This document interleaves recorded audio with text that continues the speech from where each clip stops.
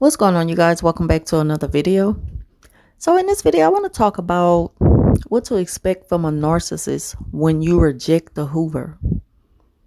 Because one thing we know about narcissists is that they feel like they have total control of a situation at any given time.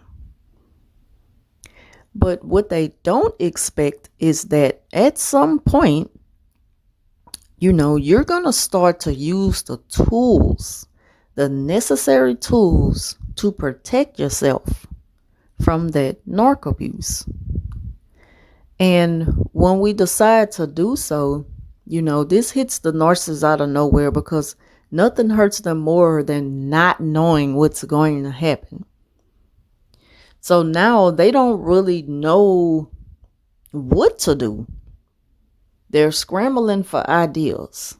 They're panicking. And they become so desperate to try to get you back.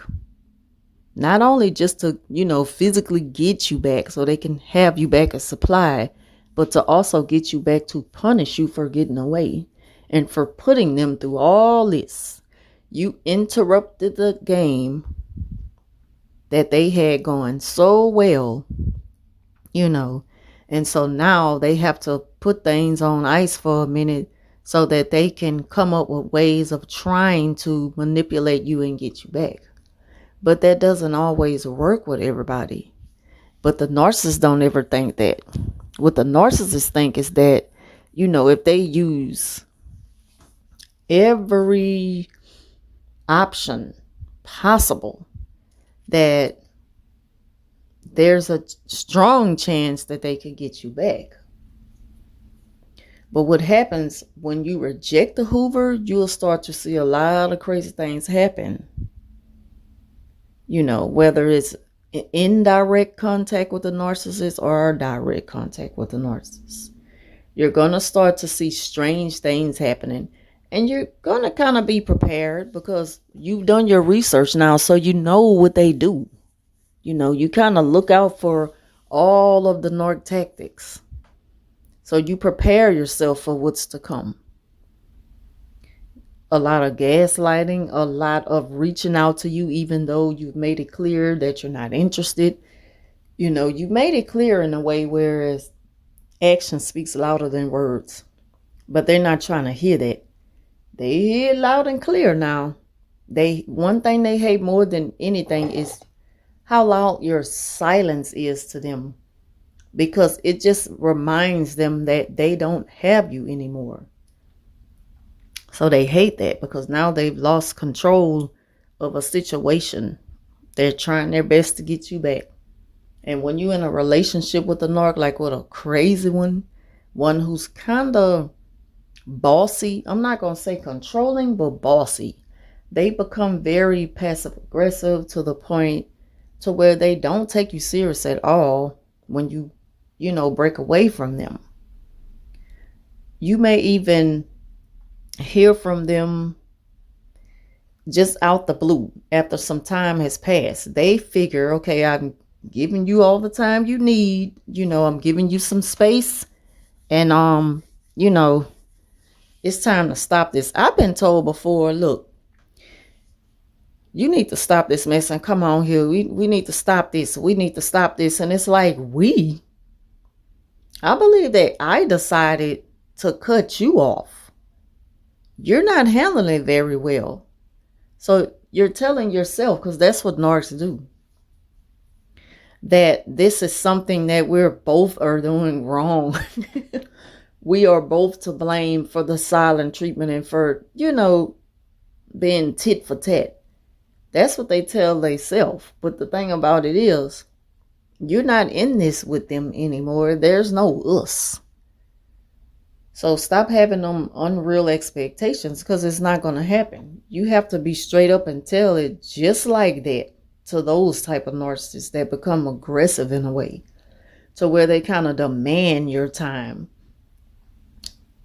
Because yes, I've been told that before. We need to stop this mess and just come on and get it together. We've been doing this too. No, we haven't been doing anything too long. I've been doing it for just the right amount of time. And I plan to keep it up. because it's working.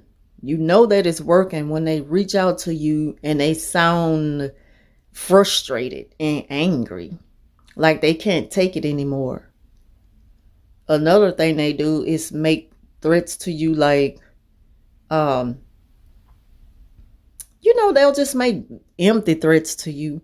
For when they really can't threaten to harm you in any kind of way, they just make empty threats to you. I'm going to go and tell such and such that you said this about them. It's like they try to blackmail you into coming back. They do things like that out of desperation. Now, this is when you reject a Hoover. Now they not playing nice anymore. That mask has come all the way off, and you about to see the real ugly side of them. I've also been told that that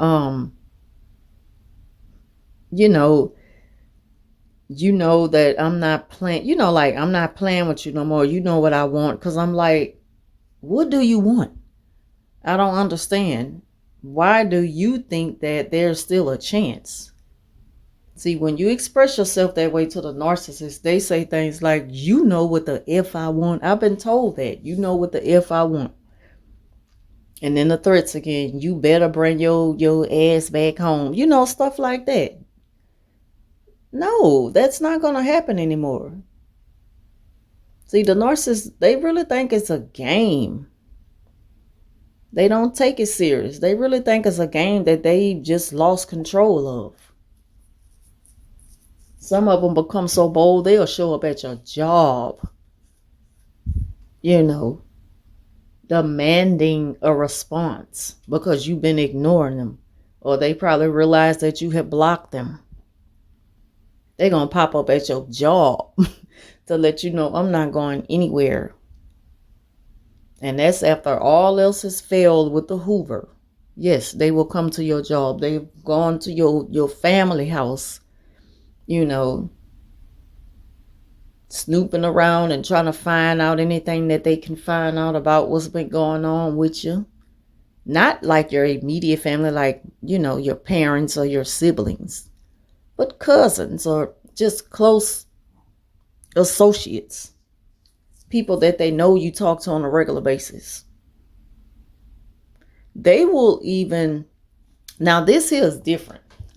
This happened to me at work when the lady at work realized that I, don't really care for any kind of contact with her, because I just noticed how she's just so like, it's like she just kind of just had started to come around too much and needed too much of my time.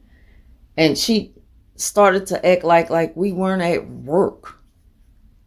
Like we're just here to hang out and socialize.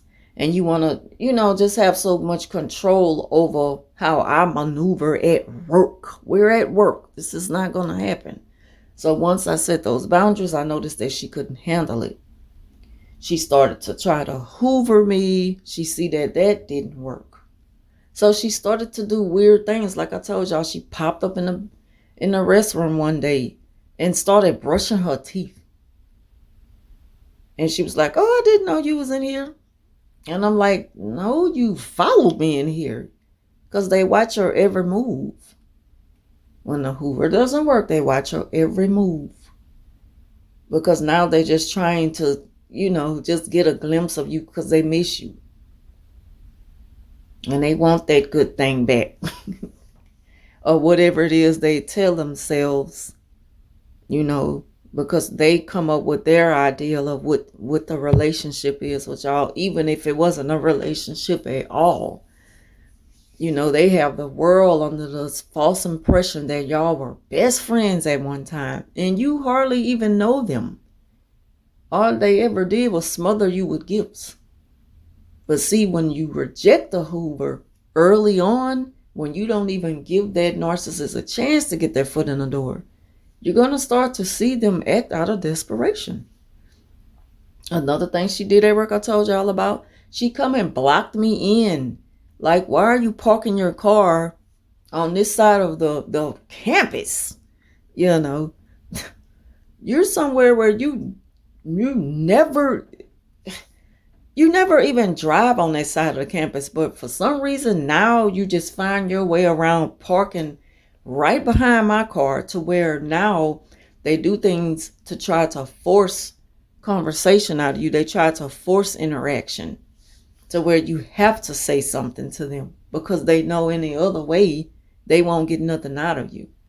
So now by doing this, oh, I have to go and let her know, I'm leaving work and I think you're parked behind me. You got me blocked in, because they need that supply. They're so desperate to get it in any way possible. They do some of the craziest off the wall random things.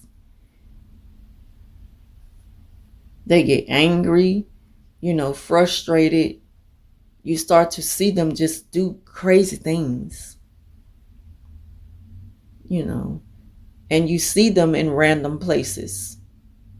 And that lets you know that they're watching you, or they kind of know what moves you're going to make. They kind of, they've caught on to your routine of doing things. And so they try to be there so that they can be in your presence, just to get a glimpse of you.